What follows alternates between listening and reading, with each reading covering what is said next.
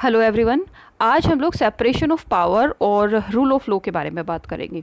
तो पहले हम लोग सेपरेशन ऑफ पावर और रूल ऑफ लॉ का जो बेसिक जो कंसेप्ट है उसको समझते हैं।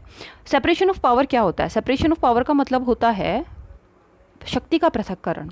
शक्ति का पृथक्करण किस तरीके से? शक्ति जो है, राज्य की शक्ति, उसको 3 भागों में विभाजित किया गया है। ठीक है। सबसे फर्स्ट है लेजिस्लेचर। लेजिस्लेचर का मतलब होता है विधायिका।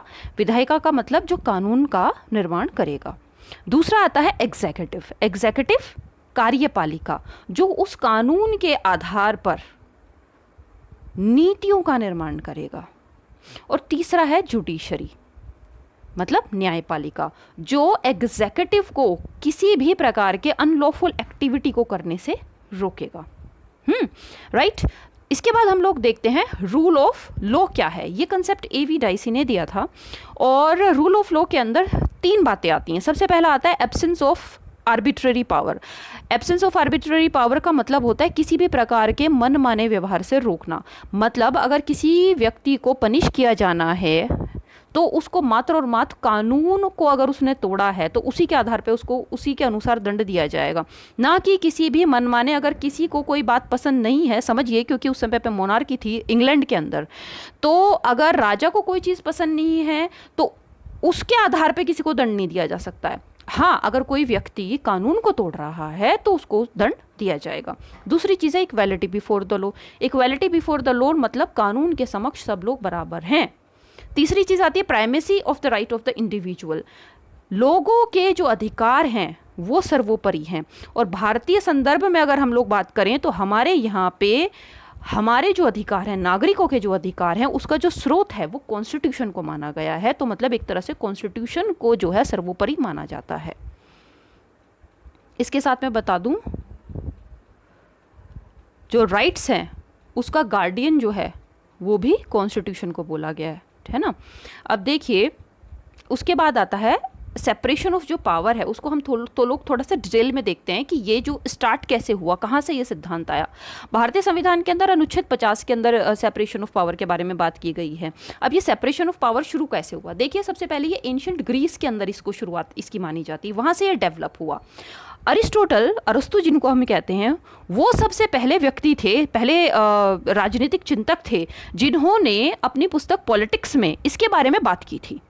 उसके बाद जॉन लॉक, जिन्होंने अपनी book two treatise of government, उसके में उन्होंने 3 प्रकार के जो ये अवधारणा है लेजिस्लेचर, एग्जीक्यूटिव और जुडिशरी की, तो उन्होंने शुरुआत में कंसेप्ट दिए थे, लेजिस्लेटिव, एग्जीक्यूटिव, एंड उन्होंने तीसरे को बताया था फेडरेटिव। करेक्ट। तीसरे हैं मोंटेस्क्यू, जिनको इसका एक तरह से कंसेप्ट सेपरेशन ऑफ पावर जो कंसेप्ट है उसका जनक माना जाता है।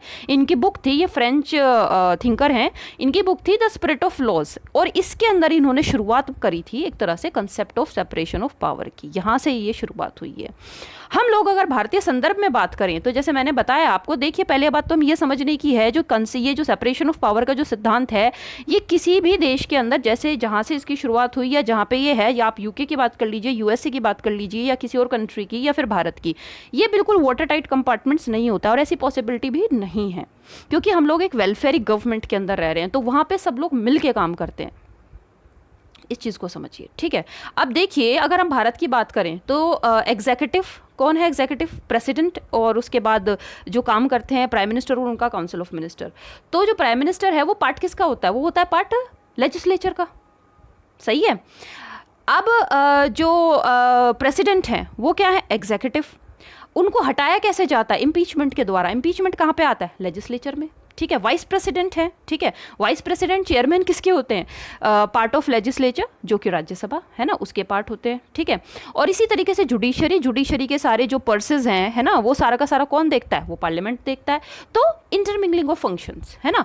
ओवरलैपिंग आप इसको नहीं बोलेंगे, है ना, ओवरलैपिंग में तो फिर और अलग चीज़ें आ जाती हैं, लेकिन इसको बोलते हैं वेलफेयर गवर्नमेंट के अंदर मिलकर काम करना। सही है।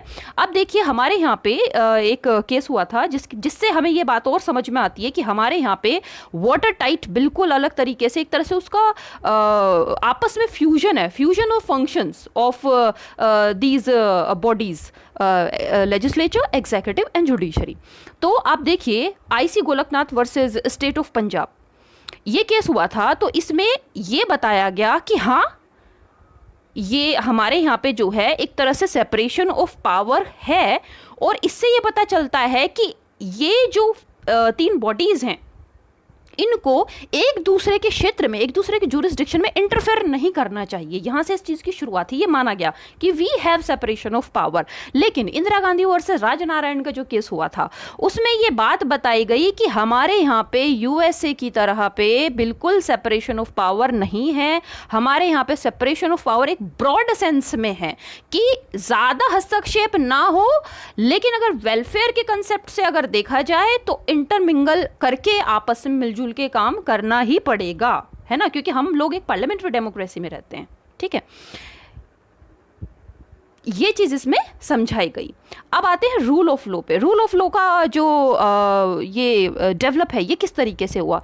ये डेवलप किया सर एडवर्ड कोक ने, और ये चीफ जस्टिस थे उस समय के, जो प्रिंस, जो वहाँ के किंग थे जेम्स, है ना, जेम्स फर्स्ट, तो वो वहाँ पे इंग्लैंड के चीफ जस्टिस थे, सर एडवर्ड कोक। इनको जनक माना जाता है, शुरुआत जो हुई है रूल ऑफ लॉ की वहाँ से। लेकिन इसको आज के समय में जो रूल ऑफ लॉ की हम लोग बात करें और जो पूरे इसके कंसेप्ट दिए वो दिए एवी डाइसी ने, जिनकी एक पुस्तक आई थी introduction to the law of the constitution.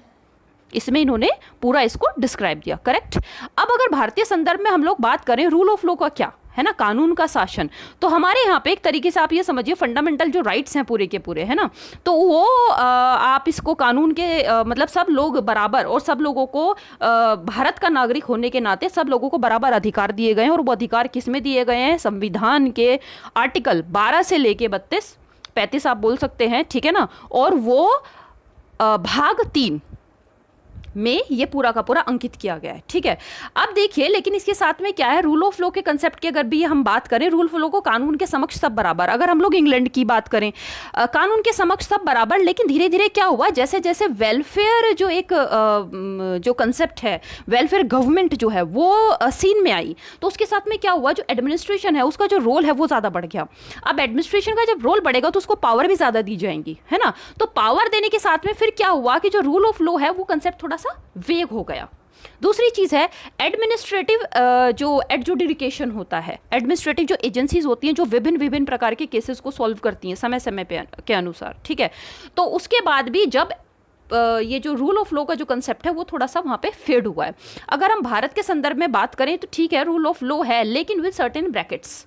हर एक, आप राइट टू इक्वालिटी की बात कर लीजिए या बाकी के जो जितने भी हमारे फंडामेंटल राइट्स हैं, सब लोग बराबर है, लेकिन with certain terms and conditions, उसके बारे में इसमें बात की गई है। ठीक है, इसकी इसी के संदर्भ में केसेस हैं, जैसे कि Maneka Gandhi versus government of India जो केस है, आप उसको देखिए। ठीक है, तो उसमें ये बताया गया कि हाँ ठीक है, रूल ऑफ लॉ है, लेकिन सरकार या राज्य मनमाने तरीके से किसी के लाइफ में हस्तक्षेप नहीं कर सकता है। और दूसरी चीज़ है, एक केशवानंद भारती केस हुआ था, ठीक है, तो उसमें ये बताया गया कि जो बेसिक स्ट्रक्चर है कॉन्स्टिट्यूशन का, उसे किसी भी प्रकार से उसमें छेड़छाड़ नहीं की जा सकती है। जैसे कि अगर आप एक और एग्जांपल देखें, जैसे कि इमरजेंसी होती है तो उसमें सारे के सारे जो फंडामेंटल राइट्स हैं वो सारे के सारे जो हैं उनको सस्पेंड कर दिया जाता है। लेकिन अनुच्छेद 20 और 21 उसको सस्पेंड नहीं किया जाता है। तो इससे आप ये समझ सकते हैं कि रूल ऑफ लॉ है, लेकिन ये डिपेंड्स ऑन द सिचुएशन, है ना। और वेलफेयर गवर्नमेंट के अंदर, और आज के समय में जब इतनी सारी परिस्थितियां ऐसी हो गई हैं, और टेररिज्म, साइबर क्राइम और अलग अलग तरीके के बायोकेमिकल वेपन्स जो नए नए आ गए हैं, तो वहाँ पे ये जो रूल ऑफ लॉ का जो सिद्धांत है उसको हम लोग, जब ये उत्पन्न हुआ उसके अनुसार उस समय पे जो इसके फीचर्स थे वो हम लोग आज उसमें लागू नहीं कर सकते हैं। ये अप्लाई होगा, लेकिन with certain terms and condition according to the present scenario. I hope आपको बिल्कुल जो ये कंसेप्ट है सेपरेशन ऑफ पावर का, रूल ऑफ लॉ का समझ में आया होगा। अगर अच्छा लगा हो वीडियो तो प्लीज़ कमेंट सेक्शन में कमेंट करके ज़रूर बताइएगा। Thank you so much. Stay healthy and safe.